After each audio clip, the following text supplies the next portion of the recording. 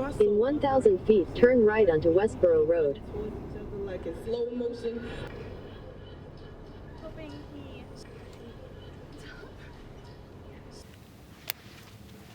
I'm Ivara Roth. I go to Tufts University. I'm a rising junior, and I'm working this summer in the Crone lab studying the Baltimore Checkerspot butterfly.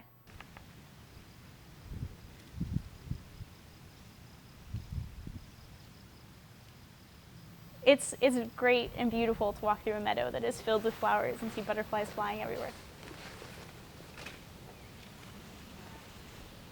We go out to the different field sites and mark the butterflies as we catch them, and the ratio of marked butterflies to unmarked butterflies as we catch them gives us the population size. And we're also looking at the nectar availability of these fields, so we're going out and collecting nectar from the flowers to see how much there is.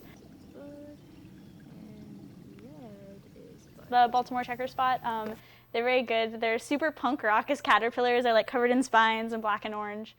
They emerge really quickly was one thing that surprised me. Like we had this lab filled with chrysalises, and you're like marking one butterfly that's freshly emerged for the experiment, and you turn around and like 4 others have emerged, and you're like, that happened way quicker than I thought it did.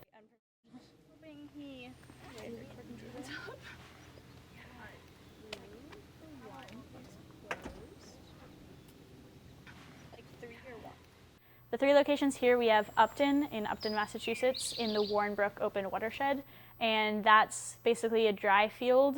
Earlier in the year, it was like a field of just like white with all these like small gallium flowers, and now it's like flooded with black-eyed Susans, and that's where we have the largest population. And then there's the Harvard site in Harvard, Massachusetts, which is a lot of tall grass full of ticks. That's where the butterfly population is really small this year. We've only caught 6 there. Hi, hello. You want to chill? If you do, it's a little easier. And then our 3rd site, Appleton, is at a farm, and that one is flooded. Like it's really wet. There's like some places where the water's up to like your knees. Oh, wow.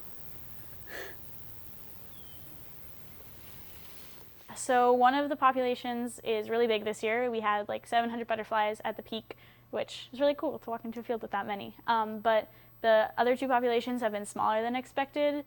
They depend a lot upon temperature in order to determine when they come out. Even just those, like that little bit of variation is enough to cause to change when they emerge.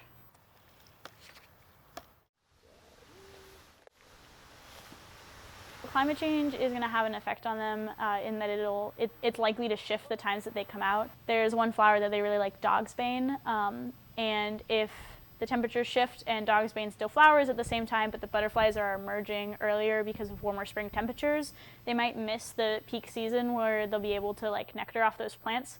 So that's one reason that our nectar availability research is so important. We can also predict trends in meadows in the future as the availability of nectar changes.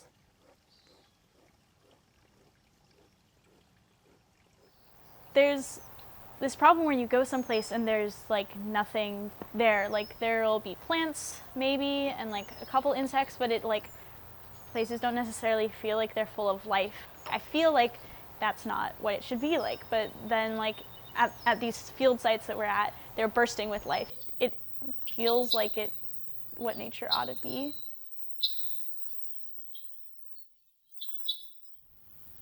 In protecting these butterfly species and like identifying what they need, like we're keeping that around. Like nature for the sake of nature is a pretty important thing.